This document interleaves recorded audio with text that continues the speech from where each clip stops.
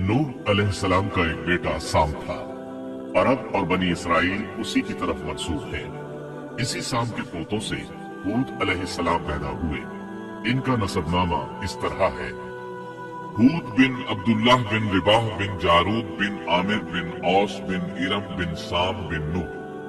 हूद अलैहिस्सलाम की कौम को कौम आद और कौम इरम भी कहा जाता है, क्योंकि आद और इरम हूद अलैहिस्सलाम के अजदाद थे।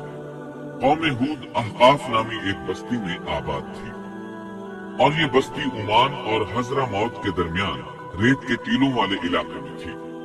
अरबी में अहकाफ रेत के टीलों को कहते हैं। ये इलाका समुद्र के किनारे वाक़ था और शहुर के नाम से पुकारा जाता था। कुरान मजीद में सूरतुल अहकाफ आयत 21 में अल्लाह ताला ने उन्हें उनकी बस्ती की तरफ मंसूब करते हुए मुखातिब किया है। और आद के भाई को याद करो जबकि उसने अपनी कौम को अहकाफ में डराया। कौम आद के लोग अपनी रिहाइश के लिए खेमे पसंद करते थे। उनके खेमे बहुत मजबूत और पुख्ता होते थे। ये लोग उनको बड़ी महारत से बनाते थे, फिर उन पर फख्र करते थे।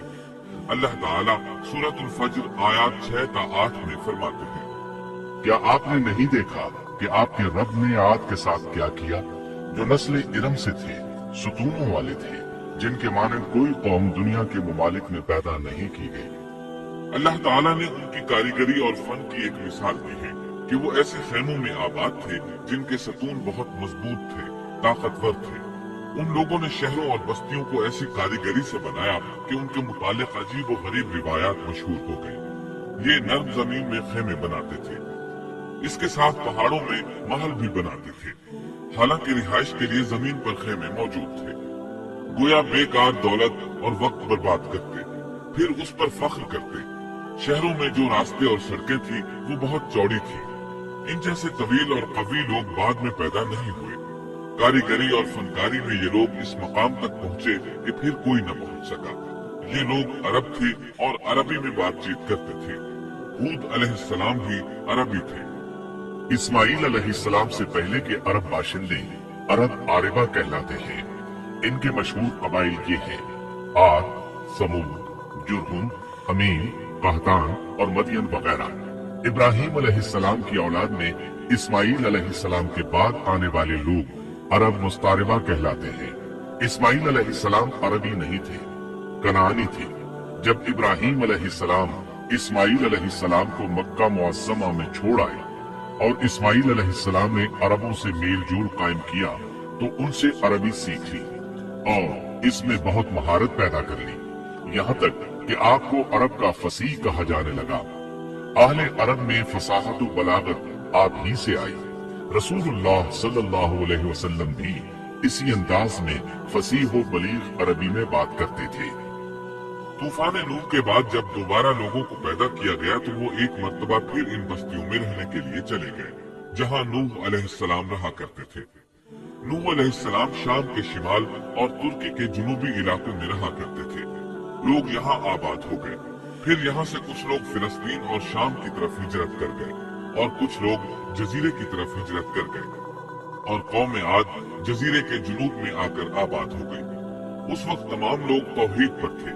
तूफान के साथ जब जमीन पामाल हो गई तो उस पर सिवाय नूह अलैहिस्सलाम की औलाद के और कोई जिंदा न रहा। ये लोग तौहीद परस्त थे, लेकिन वक्त के साथ साथ कौम आद आबाद हुई और शैतान ने उनके दिलों में वसवसा डाला। इस तरह वो शैतान की इबादत करने लगे। चुनाचे कौम नूह के बाद सबसे पहले जिस कौम ने बुत परस्ती इख्तियार की वो कौम आद थी। इस कौम को अल्लाह ताला ने बहुत डील डॉल दिया था। वो बहुत ताकतवर कौम थी। मुफस्सिरीन बयान करते हैं कि उनके जिस्म बहुत मजबूत और ठोस थे, कद बहुत लंबे थे। आदम अलैहिस्सलाम का कद 60 हाथ था। इस कौम का कद भी करीबन इतना ही था। इस तरफ सूरतुल आराफ आयत 69 में इशारा मौजूद है। अल्लाह ताला फरमाते हैं, और तुम वो हालत याद करो जब अल्लाह ने तुम्हें कौम नूह के बाद जानशीं बनाया और डील डॉल में तुम्हें ज्यादा फैलाव दिया, सो तुम अल्लाह की नेमतों को ज्यादा याद करो ताकि तुम फलाह पा जाओ। हूद अलैहिस्सलाम की जुबानी अल्लाह ताला उनकी फनकारी को बयान करते हुए फरमाते हैं कि हूद अलैहिस्सलाम ने उनसे कहा, क्या तुम एक एक टीले पर बतौर खेल निशान लगा रहे हो? मतलब ये कि ये लोग पहाड़ों की चोटियों पर महल तामीर करते थे। जब उनसे कहा जाता कि तुम रहते तो जमीन पर हो और घर पहाड़ों पर बनाते हो, इसकी क्या वजह है, और तुम इतने मजबूत महल तामीर कर रहे हो, गोया हमेशा यही रहोगे। वो लोग दरअसल टीलों, घाटियों, दर्रों और पहाड़ों पर इमारत तामीर करते थे और उनका मकसद उनमें रहना नहीं था, बल्कि सिर्फ खेल कूद के लिए ऐसा करते थे। हूद अलैहिस्सलाम ने उन्हें झंझोड़ा कि तुम ऐसा काम क्यों करते हो जिसका कोई मकसद नहीं, जिस काम के फजूल होने में कोई शक नहीं। हूद अलैहिस्सलाम उन्हें वाज करते थे, ऐ मेरी कौम, अल्लाह ने तुम्हें बड़ी कुव्वत से नवाजा है। तुम्हारी ताकत का आलम ये है कि जब तुम किसी पर हाथ डालते हो तो जुल्म करते हो। कोई शख्स तुम्हारे सामने आना गवारा नहीं करता। लिहाजा अल्लाह से डरो और मेरी पैरवी करो। उससे डरो जिसने इन चीजों से तुम्हारी मदद की। अल्लाह ताला ने अपनी हर तरह की नेमत, माल, असबाब, औलाद, बागात, शहर, कुव्वत, जसामत और सनतकारी से तुम्हें नवाजा है। लिहाजा तुम अल्लाह से डरो और मेरी इताअत करो। लेकिन उनकी कौम ने कोई असर न लिया, न उन पर ईमान लाई, उल्टा लगी तकब्बुर करने। अल्लाह की हम्द की बजाय उसकी नाशुक्री करने लगी। और तकब्बुर के बारे में बात यह है कि जब से इब्लीस ने इसको इख्तियार किया, ये उस वक्त से आजमाइश बन चुका है। अल्लाह ताला सूरा हामीम अस-सजदा आयत 15 में फरमाते हैं, बस कौम आद ने तो बेवजह जमीन में सरकशी शुरू कर दी और कहने लगे कि हमसे जोरावर कौन है। क्या उन्हें ये नजर न आया कि जिस अल्लाह ने उन्हें पैदा किया है वो उनसे बहुत ही ज्यादा जोरावर है। जब ये लोग अपनी सरकशी और कुफ्र में हद से बढ़ गए, तब अल्लाह ताला ने हूद अलैहिस्सलाम को उनकी तरफ भेजा। उन्होंने उन्हें अल्लाह की तरफ बुलाया और कहा, ऐ मेरी कौम, अल्लाह की इबादत करो, उसके सिवा तुम्हारा कोई माबूद नहीं। क्या तुम डरते नहीं? कौम के काफिर सरदार कहने लगे, हम तो देखते हैं कि तू निरी बेवकूफी में है, हमारे ख्याल में तो तू झूठा है। इस पर हूद अलैहिस्सलाम ने फरमाया, मेरी कौम, मैं बेवकूफ नहीं, मैं तो तमाम जहानों के परवरदिगार की तरफ से भेजा गया हूँ। तुम्हें अपने रब के पैगामात पहुँचा रहा हूँ और वो भी तुम्हारा दिली खैरखां और अमानतदार।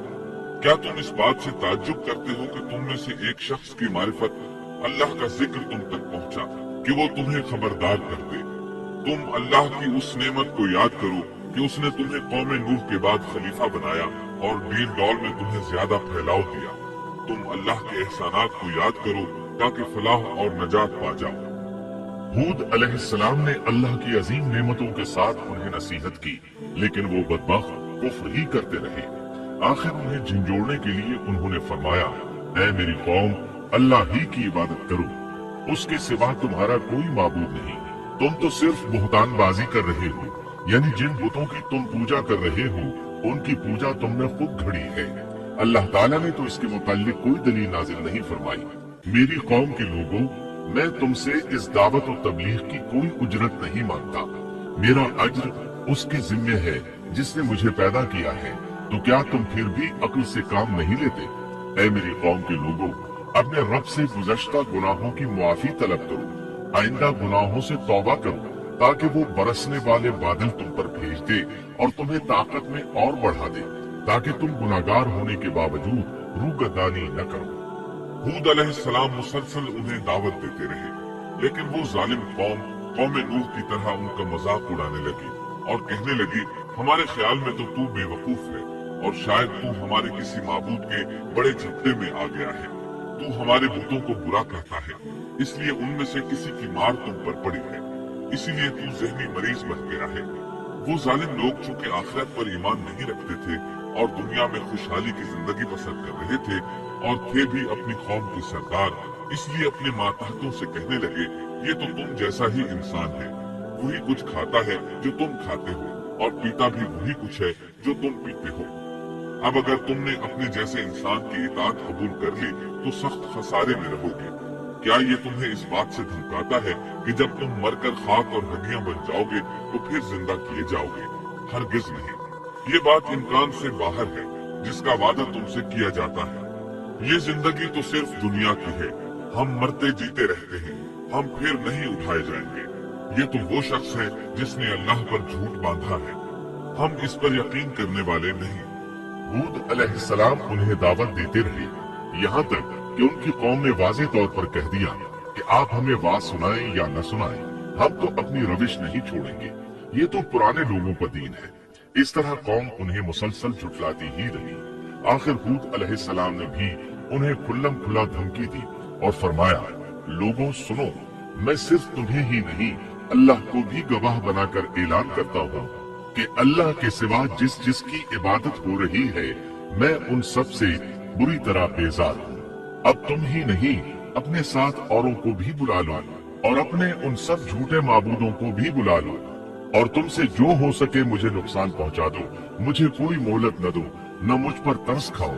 ये फरमाने के बाद उन्होंने अल्लाह से दुआ की, ऐ परवरदिगार, इनके झुठलाने पर तू मेरी मदद फरमा।